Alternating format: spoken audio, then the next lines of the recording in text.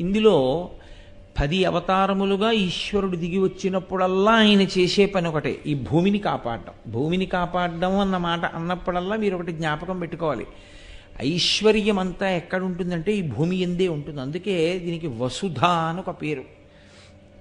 వసుధ అంటే ఐశ్వర్యమును కలిగి ఉన్నది అని. ఇందులోనే కదండి, పంట పండాలన్నా ఇందులోనే, బంగారం దొరకాలన్నా ఇందులోనే, రాగి దొరకాలన్నా ఇందులోనే, ఇనుము దొరకాలన్నా ఇందులోనే, పెట్రోల్ దొరకాలన్నా ఇందులోనే. కాబట్టి ఇది వసుధ.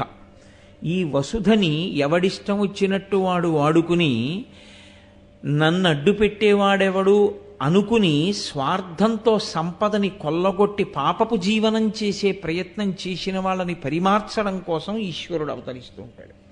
కాబట్టి శంకర భగవత్పాదులు షట్పదీ స్తోత్రం చేస్తూ అవతారవతావత సదా వసుతాం అంటారు.